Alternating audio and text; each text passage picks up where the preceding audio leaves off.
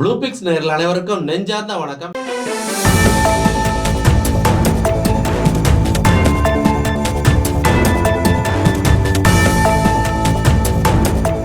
இன்னைக்கு நம்முடைய அரசியல் பார்வையில் ஒரு முக்கியமான விஷயம் பேச போறோம். அதை பத்தி பேசுறதுக்காக மிஸ்டர் பப்ளிக் மற்றும் அரசியல் விமர்சகருமான திருத்துறைப்பூண்டி துரைமுருகன் அவர்கள் இணைந்திருக்கிறாரு. வணக்கம் சார். வணக்கம் சார். நல்லா இருக்கீங்களா? நல்லா இருக்கு சார். நல்லா இருக்கீங்களா? நல்லா இருக்கேன். சார்ன்றதோட ப்ரோன் கூப்பிடுறது நல்லா இருக்குல்ல? ஆமா ப்ரோ. ஆஃப்டர் லாங் பிரேக் ஒரு ஷார்ட் பிரேக் எடுத்துட்டோம். நிறைய வேலைகள் இருந்தது, மற்ற வேலைகள். நீங்க அங்க பட வேலைக்கு போயிட்டீங்க. கொஞ்சம் அதை கொஞ்சம் பார்க்கணும்ல. வெறும் யூடியூப் முக்கியமான இதை பத்தி பேசுறது நிறைய பேர் இருக்காங்க. முக்கியமான பணி அது முடிச்சு வெளியில வரப்ப அது ஒரு பெரிய கொடுக்கும், சந்தோஷத்தை கொடுக்கும். அதை விட ஒரு அவேர்னஸ் சம்பந்தப்பட்ட ஒரு விஷயத்தை எடுத்து வந்திருக்கின்றப்ப எனக்கு அது ஒரு பெரிய மகிழ்ச்சி ஏற்படுது. இப்போ நிகழ்ச்சிக்குள்ள போவோம். கண்டிப்பா. அதாவது டாஸ்மாக், ஆமா, இடி ரைடு, ஆமா, சின்ன சின்னதா பிட்டு பிட்டா தலைப்பு மாதிரி சொல்றேன். ஆமா, இதில் உங்க பார்வை. இன்னொன்று முக்கியமான விஷயம் நம்ம பார்வையாளருக்கு சொல்லணும். இவர் வந்து முன்னாள் டாஸ்மாக் ஊழியர். ஸோ டீட்டெயில்ஸ் கொஞ்சம் நல்லாவே தெரியும், கொஞ்சம் சொல்லுங்களேன். கரெக்டாக என்ன நீங்கள் வந்து டச் பண்ணிட்டீங்க. இப்போ நான் முன்னாள் ஊழியர்ன்றப்ப நான் ஏதோ ரிட்டையர்டுன்னு நினச்சிப்பாங்க. நான் அந்த டாஸ்மாக் வேலை செய்வதற்கு பிடித்தம் இல்லாமல் அதை விட்டு விஆர்எஸ் விருப்ப பணிவு பெற்று வெளில வந்திருக்கக்கூடிய ஒரு நபர் நான். ஏன்னா அது வந்து மேலிருந்து கீழ், கீழிருந்து மேல், ஒருத்தரை கூட நீங்கள் வந்து ஒரு யோகிய சிகாமணியாக இங்கே நீங்கள் தேடி பிடிக்கவே முடியாது. நான் உட்பட வேலை செய்த காலத்தில் ஏதோ சில தவறுகளுக்கு நான் உட்பட ஆட்பட்டு அந்த தவறுகளுக்கான இதில் வந்து நம்மளும் உண்டுன்ற அளவுக்கு அது இருக்குது. ஆனால் நானெல்லாம் கொஞ்சம் மனசாட்சியோடு இருந்ததுனால இன்னும் 10 ஆண்டு எனக்கு பணி இருந்தும் நான் அதை விட்டுட்டு வெளில வந்திருக்கேன். இப்போ நீங்கள் இப்போ கரண்ட்டில் போயிட்டுருக்க இடி ரேட்டை பற்றி கேட்குறீங்க. பேரை சொல்லு ரூலை சொல்கிறேன்ட்டு ஆங்கிலத்தில் ஒரு பழமொழி உண்டு.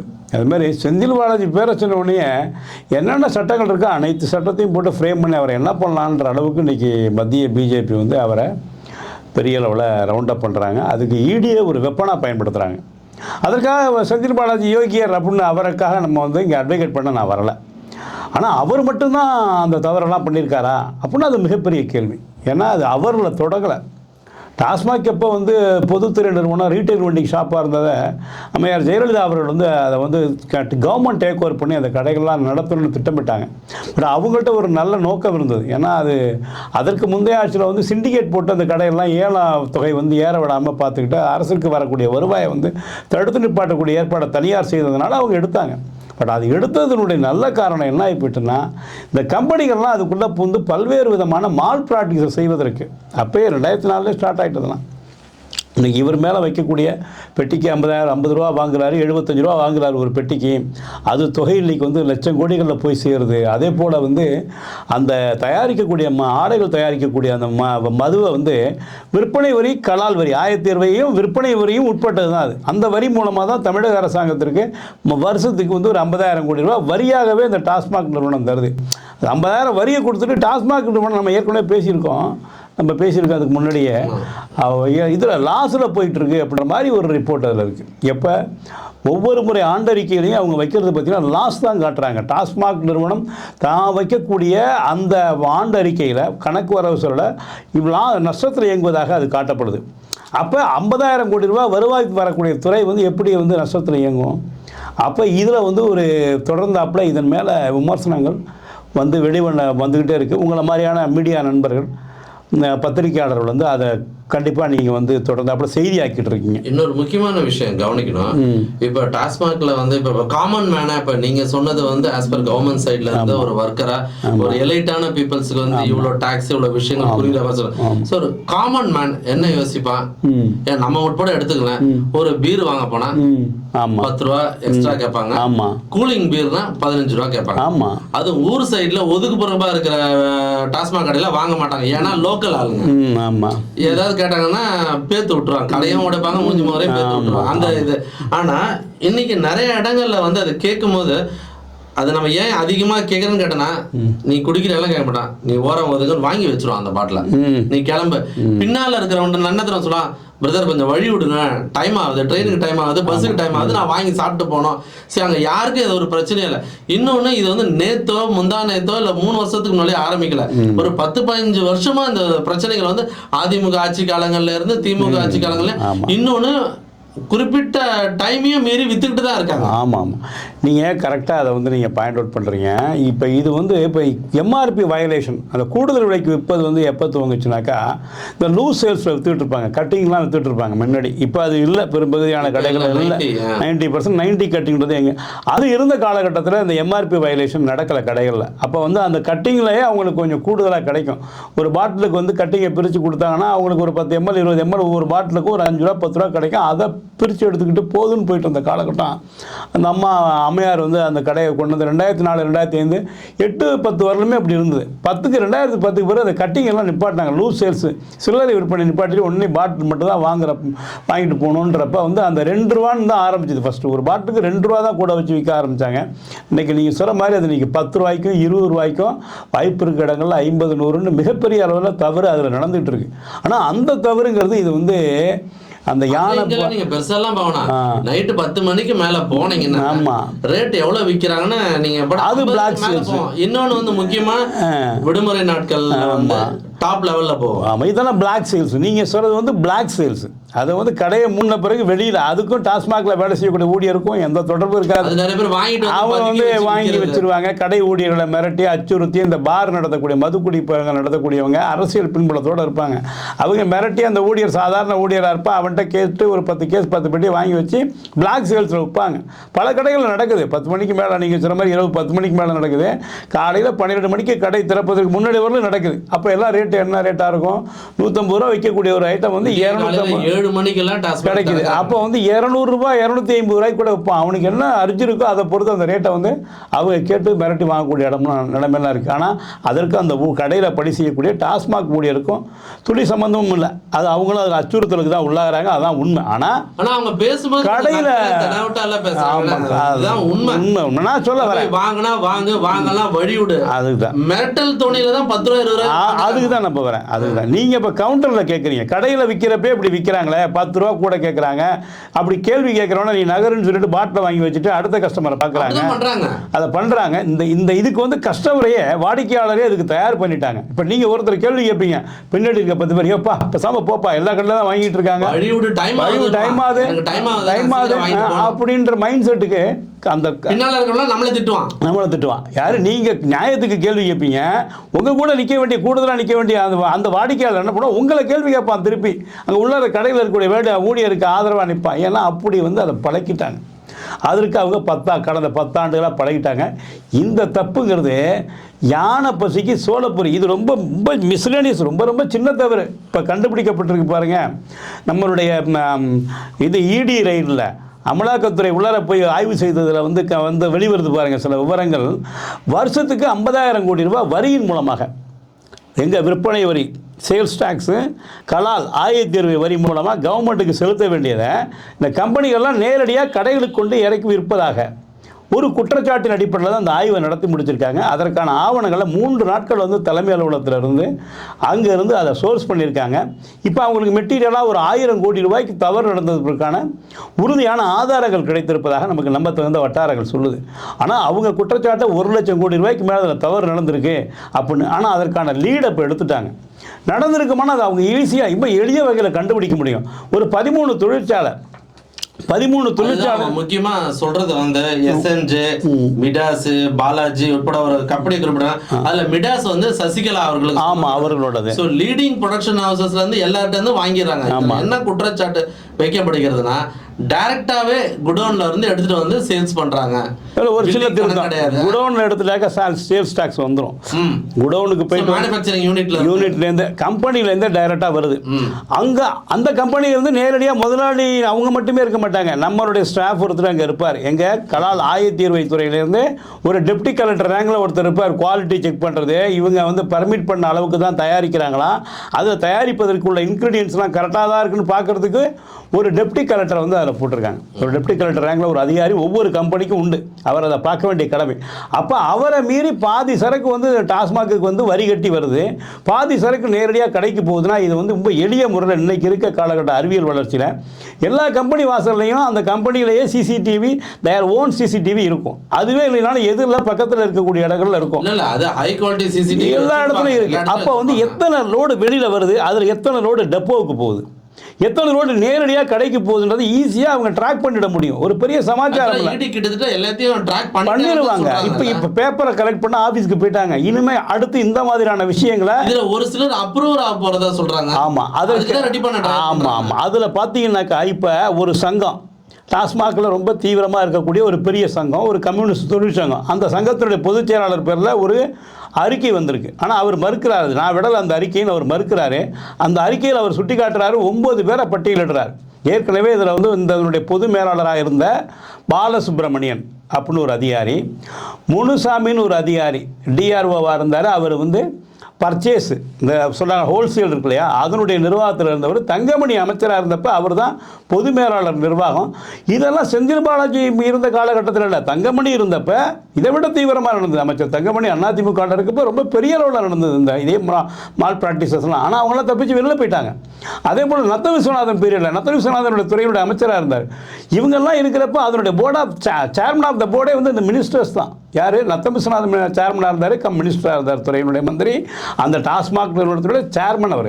அதே போல் தங்கமணி சேர்மனாக இருந்தார், இந்த துறையினுடைய அமைச்சராக இருந்தார். இவங்க இருக்கிறப்ப அதில் இருந்த அதிகாரிகள் ஐஏஎஸ் ஆஃபீஸரு அப்போ வந்து கிர்லோஷ்குமார் ஒரு ஐஏஎஸ், ஆனால் டைரக்ட் ஐஏஎஸ் ஆஃபீஸர் வந்து பெரிய அளவில் மால் ப்ராக்டிஸுக்கு கோஆப்ரேட் பண்ணுறது. ஏன்னா அவங்க தன்னுடைய ஃபர்தர் கேரியரை அவங்க யோசிச்சுட்டு பெரிய லெவலில் அதுக்கு ஈல்ட் ஆகிறது.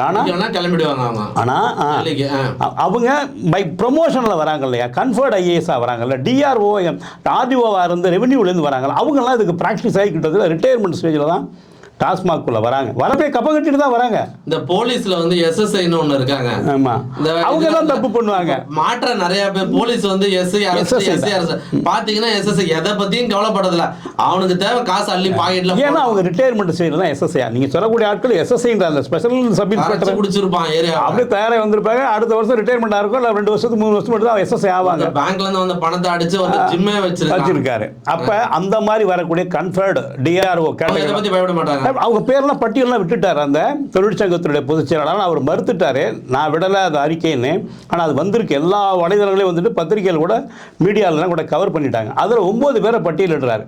ஒன்று பாலசுப்ரமணியன், அவர் முன்னாள் பொது மேலாளர். இன்னொன்று கிருஷ்ணதாஸ் அப்படின்னு சொல்லிட்டு அக்கௌண்ட்ஸ் மேனேஜர், அவர் சிஜிஎம் இருந்து பொது மேலாளராக இருந்து முதன்மை பொது மேலாளர் ரிட்டையர் ஆனவர். அதற்கு பிறகு வரிசையாக அந்த முனுசாமின்னு ஒருத்தர் விட மாட்டாங்க சார். இப்போ எல்லாரும் சார் அனைத்து பேருடைய பேன் நம்பரு, அனைத்து பேர் வந்து உள்ளார வரதுக்கு முன்னாடி எவ்வளோ சொத்து வாங்கியிருக்கீங்க எல்லாத்தையும் எடுத்துட்டாங்க. அதே போல் இன்னொன்று என்னென்னா, ஆய்வில் கண்டுபிடிக்க புதிய தகவல் என்னன்னாக்கா, 2016 இந்த 9 ஆண்டுகளில் யாரெல்லாம் ஆன்டி கரப்ஷன் விஜிலன்ஸில் வந்து மாட்டி கையும் களவுமாக கையூட்டு பெற்று திரும்ப இந்த துறையில் வந்து பணிக்க வந்துட்டாங்க, நடவடிக்கை எடுக்கப்படாமல் பலர் இதில் உள்ளார வந்துட்டாங்க. அதெல்லாம் 35 ஃபைல் எடுத்துகிட்டு போயிருக்காங்க.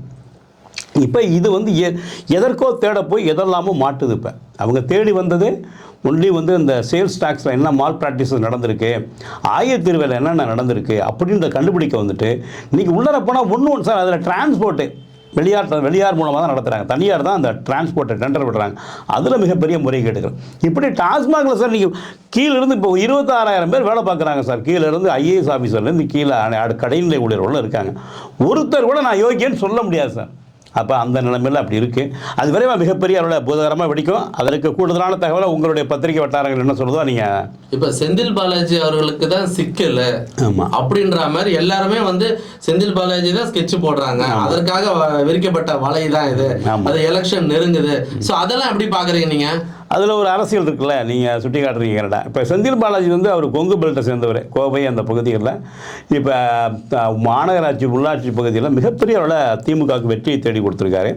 பட் அன்ஃபார்ச்சுனேட்டாக வந்து பார்லிமெண்ட் எலெக்ஷன் அப்போ அவர் உள்ளார போயிடுறாரு. இருந்தாலும் அவருடைய அடிப்படைகள் எல்லாம் இருந்து பார்லிமெண்ட் எலெக்ஷன்லையும் சாலிடான வெற்றி இன்னைக்கு தமிழ்நாடு முழுவதுமே திமுக கூட்டணி தான், இந்தியா கூட்டணி தான் வென்றிருக்கு.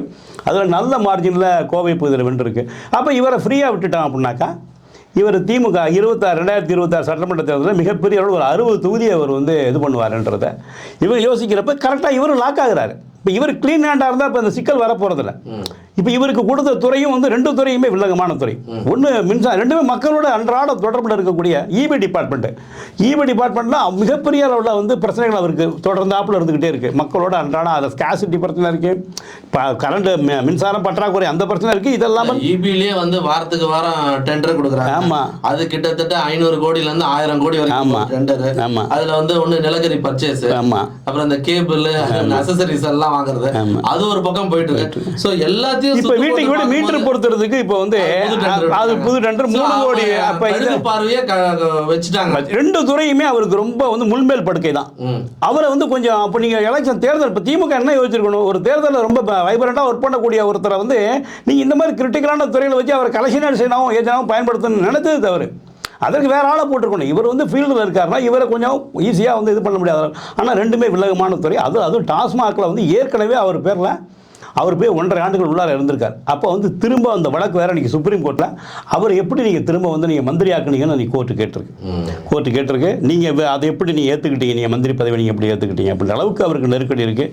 இதே ஒரு அரசியல் பின்னணியோட தான் அதெல்லாம் நடந்துகிட்ருக்கு. ஓகே, நம்ம இப்போ அடுத்தது நம்ம விஜய் அவர்களுக்கு, ஏன்னா எந்த நியூஸ் வச்சாலும் விஜய் விஜயோட ரம்ஜான் நோன்பு திறப்பு குள்ளெல்லாம் போட்டுட்டு அட்டகாசமாக பண்ணார். சீமான் வந்து நான் ஒரு நாள் இஸ்லாம் கிடையாது, அவர் நோன்பு வச்சதால இதாகிடுச்சா அதாகிடுச்சான்னு கேட்டார். ஆளுக்கு ஒன்று சொல்கிறாங்க. முக்கியமாக விஜயை பார்த்து திமுக பயப்படுதுன்னு ஒருத்தர் மணி அடிச்சுட்டே இருப்பார். அவர் தான் சொல்லிட்டாரு மணி அடிச்சுட்டு இருக்கிறாரு. ஸோ விஜய் வெர்சஸ் உதயன்றது அதுக்கு இன்னும் டைம் இருக்கு. ஆனால் விஜயை பார்த்து பயப்படுறாங்களா இந்த ரம்ஜான் நோன்பு விவகாரம், அதை எப்படி பார்க்குறீங்க நீங்கள் சார்? இப்போ விஜயுடைய முன்முயற்சிகள்லாம் நம்ம பாராட்டிடலாம் சார், வேகா பாராட்டிடலாம். ஏன்னா அவர் ஒரு அட்வான்ஸாக திங்க் பண்ணுறாரு. பட் அதை வந்து இம்ப்ளிமெண்ட் பண்ணுறப்ப அதில் சிரமங்கள் இருக்குது. சினிமாத்தனமாக பண்ணுறாரு சார். நீங்கள் வந்து குல்லா அணிந்து கையிலே அணிந்து இப்படித்தான் போய் நீங்கள் அந்த ரமலான் நோன்பை வந்து அவங்களோட இருந்து பண்ணணும்னு அப்படின்னா நீங்கள் வந்து தொடர்ந்து நீங்கள் இப்போ இந்த இன்றைக்கி தான் அரசியலுக்கு வரீங்க. இதுக்கு முன்னாடி நீங்கள் இப்போ உங்களுக்கு வயசு 50 வயசு, இப்போ எத்தனை ஆண்டுகள் அந்த ரமலான் நீங்கள் பார்த்துருக்கீங்க? என்னைக்காவது ஒரு நடிகராக ஒரு சாதாரண மனிதராக ஏதாவது ஒரு இடத்துக்கு நீங்கள் போயிருப்பீங்களா? அந்த மாதிரி காட்சிகளை கூட பார்த்தது இல்லையா? அப்போ நீங்கள் சடனாக நீங்கள் அரசியலுக்கு வந்ததுனால இப்போ அரசியல் ட்ரெண்டாக தானே. இப்போ உங்களுக்கு யார் இதெல்லாம் சொல்லிக் கொடுக்குறா? யாரோ தவறான சில ஆட்கள் அரசியல் வியூக வகுப்பாளர்கள் நீங்கள் வச்சுருக்கீங்க. உங்களை யாரோ தவறாக வழி நடத்துகிறாங்க விஜய் அவர்களை. ஏன்னா நீங்கள் ரொம்ப ப்ராக்டிக்கலாக இருந்தாலே போதும். நீங்கள் சாதாரண முறையில் அவங்களோட நிகழ்ச்சியை போய் நீங்கள் ஃபெசிலிட்டேட் பண்ணலாம். இன்னைக்கு மறுபடியும் மட்டும் சொல்கிறேன், ஒன் மேன் ஆர்மி தான் விஜய். ஆமாம், நீங்கள் தாராளமாக போய் கலந்து வேலை செய்யணும். தாராளமாக நீங்கள் உள்ளார போய் அந்த நிகழ்ச்சியில் வாழ்த்து தெரிவிக்கலாம், ஃபெசிலிட்டேட் பண்ணலாம், எல்லாம் பண்ணலாம். ஆனால் நீங்கள் நான் ஒரு நாள் மட்டும், ஒரு நாள் நோன்பு அல்லது, அது 42 நாள் ரமலான் நோன்பு என்பது 40 நாளைக்கு மேலே நோன்பு இருந்து பண்ணணும் அப்படின்றது கிடையாது. இதை வந்து அப்போ வந்து அவங்க இஸ்லாமியர் வந்து அதை நம்பிடுவாங்கன்னு நீங்கள் நினைக்கிறீங்களா? நீங்கள் உங்கள் வாழ்த்தை ஏற்றுப்பாங்க. நீங்கள் உண்மையாக அதுக்கு வந்து அவங்க நோன்பு ஓட்டு போட்டுருவாங்க நினைக்க முடியாது. அப்படி வந்து அவங்களை எல்லாருமே எடுப்பார் கைப்பிள்ளை மாதிரி என்னமோ சிறுபான்மையினர் ஓட்டை வந்து அவளை ஈஸியாக ஹைஜாக் பண்ணிடலான்னு எல்லாரும் ஈஸியாக திட்டமிடுறாங்க. இப்போ அதிமுக என்ன ஒரு ஸ்டாண்ட் எடுக்குது? பிஜேபியை விட்டு நான் வெளில வந்தால் எனக்கு தான் சிறுபான்மையினர் ஓட்டுன்னு அவங்க ஒரு தவறான கற்பனைகள் இருக்காங்க. ஆனால் அவங்களுக்கான பிரச்சனைகள்லாம் பலது இருக்குது. ராஜேந்திர சச்சார் கமிட்டின்னு சொல்லிட்டு ஒரு கமிட்டி இந்த இஸ்லாமியர்களுடைய பின்தங்கிய நிலையை, கல்வியில் பொருளாதாரத்தில் பின்தங்கிய நிலையில் அந்த கமிட்டி மன்மோகன் சிங் இருக்கிறப்ப அந்த ராஜேந்திர சச்சார் கமிட்டி வந்து பரிந்துரை கொடுத்துருக்கு. அந்த பரிந்துரையை அமல்படுத்துன்னு சொல்லிட்டு இந்த கட்சிகளுக்கு யாருக்காவது ஒருத்தர் கவலை இருக்குமா? அதை பற்றி இடதுசாரிகளை தவிர வேறு யாருமே பேசுறது கிடையாது. அந்த கமிட்டி வந்து பல்வேறு பரிந்துரைகளை கொடுத்துருக்கு. ரொம்ப எக்கனாமிக்கலாக வீக்காக இருக்காங்க, எஜுகேஷனலி வீக்காக இருக்காங்க. அவங்க என்ன சிவிலைசேஷனில் என்ன பெட்டராக வேண்டிய நிலைமையில தான் அவங்க இருந்துகிட்டு இருக்காங்கன்னா அவங்களுடைய யதார்த்த நிலைமையை அருமையாக படம் போட்டு அவங்களை எப்படி அவங்களுடைய சோசியல் ஸ்டேட்டஸை, அவங்களுடைய சமூக நிலை எப்படி உயர்த்துவதுன்னு அந்த ராஜேந்திர சச்சார் கமிட்டி பரிந்துரை கொடுத்து பல 10 ஆண்டு ஆகுது. என்ன இன்னும் அதை பற்றி இதெல்லாம் விஜய்க்கு தெரியுமா? தெரியாது. ஒரு நாள் போயிட்டு கொல்லாக மாட்டிட்டு கையிலே கட்டிட்டு போய் நின்னா நீங்கள் முஸ்லீமோட பிரச்சனை தீர்த்துருவீங்கன்னு அவங்க நம்பிடுவாங்களா? அவங்களோட பிரச்சனை வேறு விஜய். நீங்கள் அதை யோசிங்க விஜய். அதை விட்டுட்டு உங்களுக்கு யார் இதெல்லாம் சொல்லிக் கொடுக்குறா? நீங்கள் உண்மையில் நல்ல வியூ வகுப்பாளர் கூட வச்சுருந்தீங்க. அவர் எங்கே இருக்காருன்னு எங்களுக்கு தெரியல. இப்போ நீங்கள் புதுசாக ஒரு ஜான் ஆரோக்கியசாமி அவர் வந்து ஆரம்பத்தில் உங்களுக்கான விஷயங்களை திட்டமிடும் போது நல்லா பண்ணிட்டு இருந்தார். ஆனால் இப்போ இந்த நிகழ்ச்சியில் கூட இது ஒரு அவங்களுடைய சிறப்பு நிகழ்ச்சி. அவங்களுடைய அதுலேயும் கட்சிக்காரங்க உள்ளார விட்டு அதை கிழிச்சு போட்டவங்கலாம் உண்மையான இஸ்லாமியர் கிடையாதுன்னு போட்டு இதெல்லாம் என்ன தேவையில்லாத 3000 பேர் 1500 பேருக்கான ஏற்பாடு பண்ணிட்டு நீங்கள் 3000 பேர் அழைச்சி கொண்டு அங்கே நிப்பாட்டுறீங்க. அங்கே ஒரு பெரிய நெருக்கடி நீங்கள் கொடுக்குறீங்க. இப்போ இதுவரை எல்லா கட்சிகளும் இந்த ரமலான் நோன்பை வந்து நடத்துகிறாங்க சார். அதே அன்றைக்கு திருமாவளவன் நடத்தியிருக்காரு சார். ஏதாவது ஒரு சின்ன ரசபாசம் உண்டா? நீங்கள் என்ன நடத்தினாலும் உங்கள் ஆஃபீஸில் போய் கொடியேற்ற போகிறீங்க. அங்கே என்ன உங்களுடைய பவுன்சர்ஸ் பிடிச்சி தாக்கி பத்திரிகையாளரை வந்து இது பண்ணுறாங்க. அப்போ வந்து நீங்கள் எடுக்கக்கூடிய முன்முயற்சிகள் நல்ல முயற்சி. ஆனால் அதை திட்டமிட்டு செய்வதில் ஏதோ சுணக்கம் இருக்குது. அந்த அப்படி தவறு நடப்பதற்கு யார் காரணம்னு கண்டறிந்து இமீடியட்டாக சிசர் பண்ணுங்கள். அதுதான் உங்களை 2026க்கு தூக்கி நிப்பாட்டும். நீங்கள் தப்பான ஆட்களை கையில் வச்சுக்கிட்டு நீங்கள் இந்த முயற்சியெல்லாம் எடுத்தீங்கன்னா அது அட்டர் ஃப்ளாப்பாக தான் ஆகும் விஜய். இதான் ஓகே. இப்போ அடுத்த செய்திக்கு போகிறதுக்கு முன்னாடி அண்ணாமலை எடப்பாடி, அதாவது அண்ணாமலையை எடுக்கணும், அவர் எடுத்தா நம்ம கூட்டணிக்கு பேச்சுவார்த்தை பண்ணலாம். ஏன்னா ஏற்கனவே எடப்பாடி அவர்களுக்கு வந்து ஏகப்பட்ட சிக்கல். ஒரு பக்கம் வேலுமணி, இன்னொரு பக்கம் தங்கமணி, 2 பேரும் கிளீனா சொல்லிட்டாங்க இதுக்கு மேல நாங்க ஃபண்டிங் பண்ண முடியாது, ஒரு ஸ்ட்ராங்கான கூட்டணி அமைக்கணும். ஆனா இவர் என்ன தெளிவா இருக்காருன்னா இவங்களை சேர்க்க கூடாது, ஓபிஎஸ், சசிகலா, டிடிவி இவங்களை சேர்க்க கூடாது. ஸோ இதற்கிடையில வந்துட்டு இப்போ என்னன்னா வந்து ஒரு மியூச்சுவல் அண்டர்ஸ்டாண்டிங் வந்திருக்காங்க. அமித்ஷா வந்து இப்போ வேலுமணி போய் அவர்கள் சந்தித்ததுக்கு அப்புறம் இப்போ அண்ணாமலை என்ன கேட்குறாருன்னா ஒரு 18%, அது கிட்டத்தட்ட ஒரு 40% ஒரு 50% வந்து எங்களுக்கு கொடுத்துருங்க, ஷேரிங் கொடுத்துருங்க. ஸோ அதுலேருந்து நாங்கள் பிரித்து கொடுத்துட்றோம். ஸோ இந்த டீல் வந்து ஓகே பண்ணியிருக்காங்களா. விஜயை வந்து டோட்டலாகவே அவாய்ட் பண்ண ஆரம்பிச்சதா சொல்கிறாங்க. ஏன்னா நேற்று வந்த கட்சிக்கு இன்னொன்று எங்கள் தலைமைக்குள்ள வாங்கன்னு ஒரு அதிமுக கூப்பிட்றத வந்து எந்த ஒரு தொண்டரும் ஏற்றுக்கல, எந்த தொண்டரும் ஏற்றுக்கலன்னு நானே சொல்ல. அதிமுக தொண்டர்கிட்ட கேட்டேன், 4-5 நிறைய பேர் அரசியல் பார்வையாளரே ரொம்ப வருஷமா அந்த அரசியலை பார்த்துட்டு இருக்க யாருமே இது ரொம்ப சிறுபுள்ளத்தனமானதுன்னு சொல்லிட்டு போடுவாங்க சார்.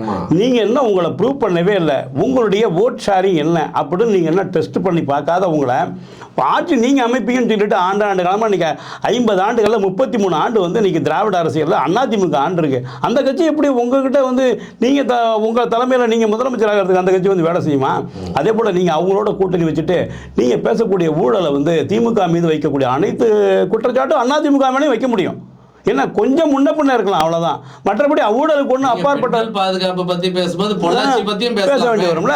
அப்ப எந்த பிரச்சனை எடுத்தாலும் திமுக மேல நீங்க என்ன குற்றச்சாட்டு வைக்கிறீங்களோ அதுல சற்றும் குறையாதவன அதிமுக மேல அதே குற்றச்சாட்டு இருக்கு. அப்ப விஜய் எப்படி வந்து தமிழக வெற்றிக்கெல்லாம் எப்படி அதிமுக கூட்டணிக்கு போக முடியும்? ஒரு கேள்வி. இப்ப ரெண்டாவது, நீங்க அழகா சொல்லிட்டீங்க, அண்ணாமலை தான் வந்து அதிமுக பிஜேபி கூட்டணிக்கு ஒரு நெருடலான ஃபேக்டர் வந்து அண்ணாமலை தான் அப்படின்றது வந்து அதிமுகவுடைய.